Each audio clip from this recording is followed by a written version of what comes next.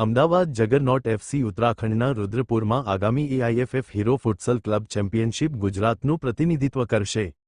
Striker 11 દ્વારા પ્રાયોજિત ગુજરાતનો પ્રથમ ક્લબ છે, જેને પ્રમુખ રાષ્ટ્રીય ફુટસલ ટૂર્નામેન્ટમાં ભાગ લીધો છે. આ રાજ્યના ફૂટબોલ ઇકોસિસ્ટમ માટે એક મહત્વપૂર્ણ માઇલસ્ટોન છે. ગુજરાત સ્ટેટ ફૂટબોલ એસોસિએશનના કાર્યકારી સમિતિના સભ્ય અને અમદાવાદ ડિસ્ટ્રિક્ટ ફૂટબોલ એસોસિએશનના સચિવ ફિલિપ જોબે આ સિદ્ધિને ગુજરાત ફૂટબોલ માટે ગર્વની ક્ષણ ગણાવી હતી. રાષ્ટ્રીય ચેમ્પિયનશિપ માટે જગરનોટ એફસીની યોગ્યતા રાજ્યમાં ફુટસલની વધતી લોકપ્રિયતા અને ધોરણને દર્શાવે છે. અમને વિશ્વાસ છે કે ટીમ ખૂબ જ કુશળતા અને જુસ્સા સાથે અમારું પ્રતિનિધિત્વ કરશે અને પોતાના પ્રદર્શનથી અમને બધાને ગૌરવ અપાવશે. ફૂટબોલના ને ઇન્ડોર વેરિયન્ટમાં વધતા રસની સાથે ટૂર્નામેન્ટના ક્ષેત્રમાંથી ઉભરતી પ્રતિભાને પ્રદર્શિત કરવા માટે એક મહત્વપૂર્ણ મંચના રૂપમાં જોવામાં આવે છે.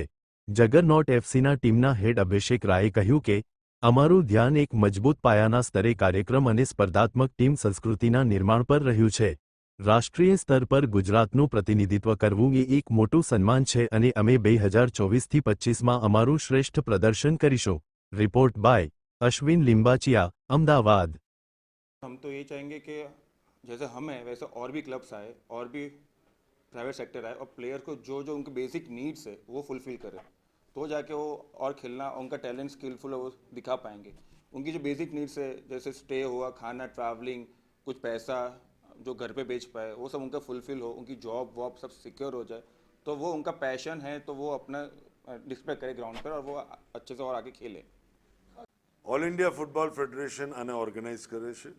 17 क्लब्स कन्फर्म कर्या छे. आपड़ा ग्रुप में 5 क्लब छे.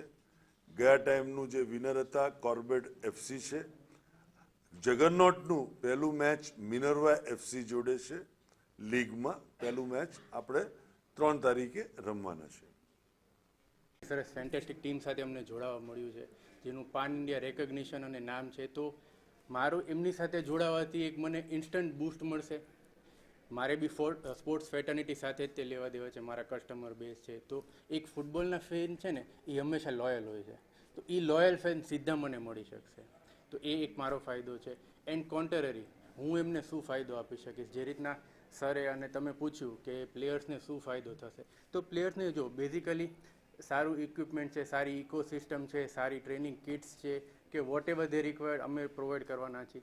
પ્લસ હું અત્યારે એક બીજું એનાઉન્સમેન્ટ બી કરીશ કે મારી ટીમમાંથી જે ઇન્ડિયન ફૂટબોલ ટીમ માટે સિલેક્ટ થશે એ લોકો મારી પેન ઇન્ડિયા એડ કેમ્પેનમાં બી જોડાશે મારી સાથે. તો એ રીતના હું એમને બી બેનિફિશિયલ થઈ શકીશ.